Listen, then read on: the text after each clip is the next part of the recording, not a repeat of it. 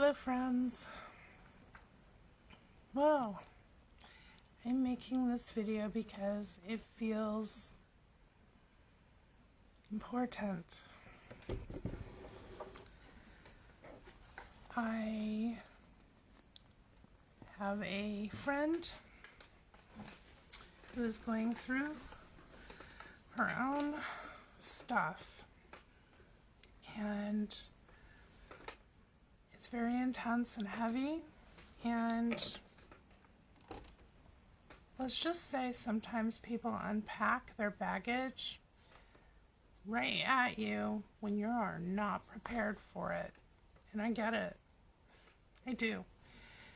I did that with a close circle of women after my son passed. They are who I turned to. And so 2 years ago, they are who I went to when I was in the most pain I've ever felt in my life. And they sat with me and they held space of love, unconditional love. And I can't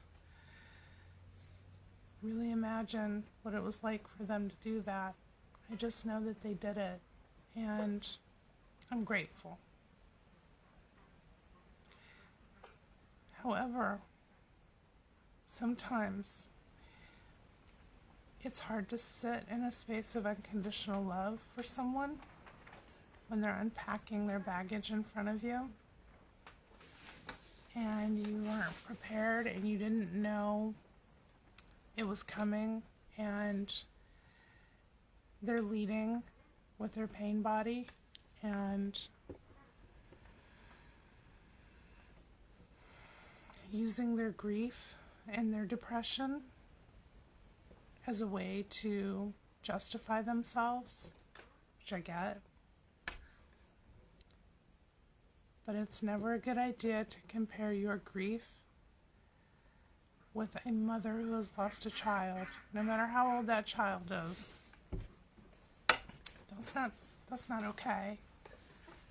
And that riled me up. And I will be completely honest with you about it, because I feel like it's an important conversation.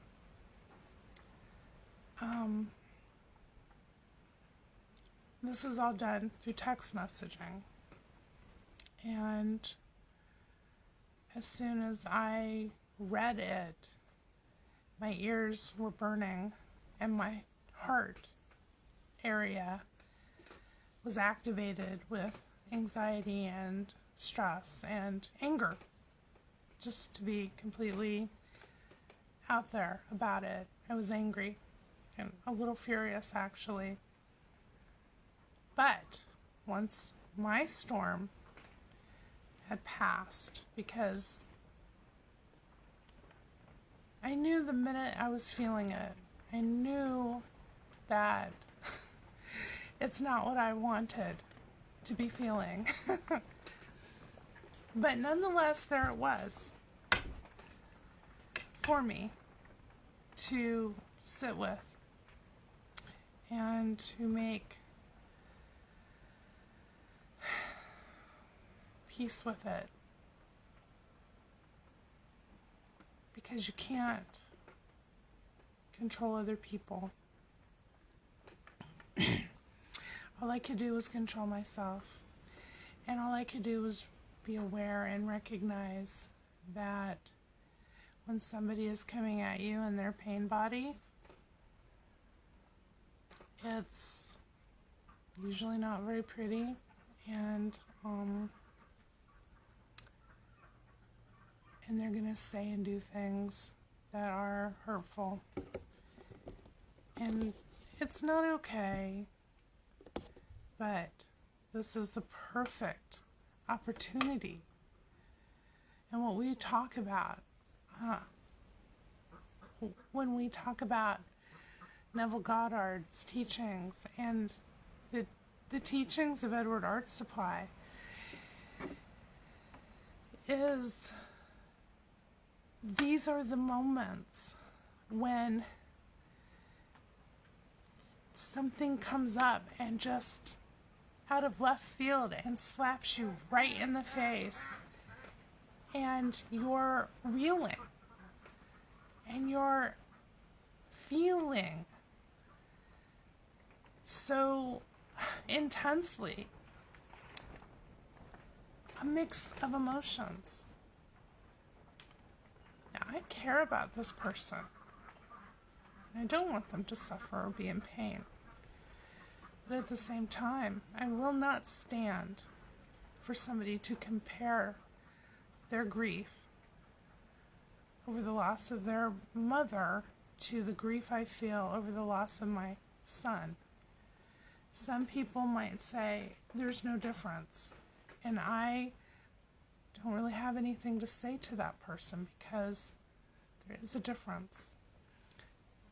When you lose a child, you're not only grieving that child's life, having gone to the unseen world, but in the moment, usually none of that really matters.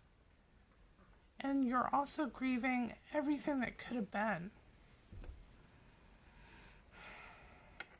Every dream that you held dear, every hope that you held for your child,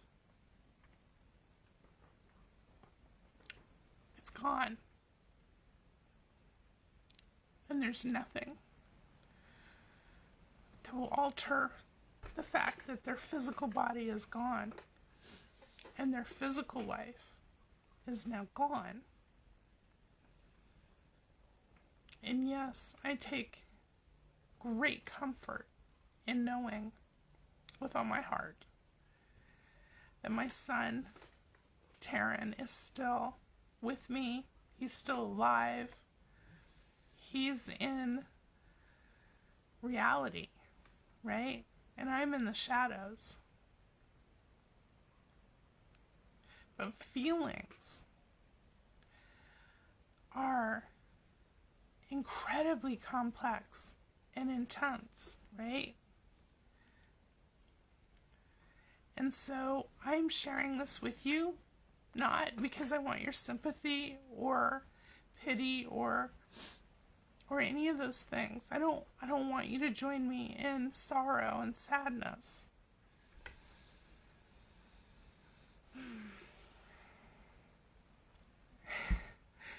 I want you to just know that I feel this is relevant to what we're talking about when we talk about Edward Art. And that I immediately, as soon as my emotional storm passed, and while it was actually going on, I was making my intention and I was saying out loud to myself what it was that I wanted, trying not to be drawn in to someone else's pain body stuff, because that's a hot mess, right? When you get sucked into someone else's narrative. And this is a good exercise. This is good practice, because I know that I'm the only one that can give myself what it wants, what it needs. And I knew immediately that I didn't want or need what was being presented to me, and that there was a good chance that I am completely responsible for this being brought to me so that I could do this very thing right here, which is to say, you just don't have to be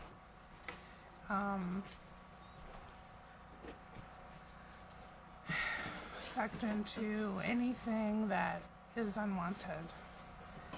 And so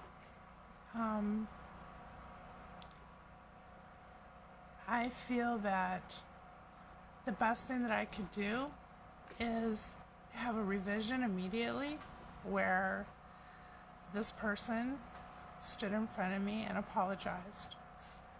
And I apologized to myself as well, because I don't want to give myself what I was feeling in those moments. And I recognize the gift of the shadow self, bringing it to my awareness. And for me to take steps to be very clear and focused and intentional about what I was giving my attention to. And I immediately started feeling better. And I am feeling better already, just knowing that I am in control of what I'm allowing myself to experience. And that is unconditional love for the self. And I'm also giving that unconditional love to others, to the others. So that's what I wanted to make this video about and share with you. And I want you to know how much and how important it is to realize that I'm not always going to be on top of everything, and nobody is, and that it's okay, and that this is a safe space to do your practice and your work, and to keep refocusing your attention on what it is that you want, because what do you want is all that matters.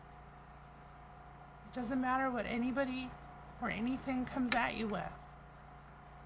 Emotions can feel so hard and so intense, especially when you feel like you're getting it out of left field. But we signed up for this. And you're not alone. And I know that I'm not alone. And that our inner being's right here. And it's okay.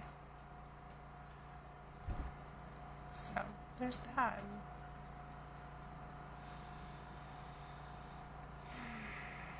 Thank you for listening. Thank you for your presence here. I appreciate you. Until we talk again.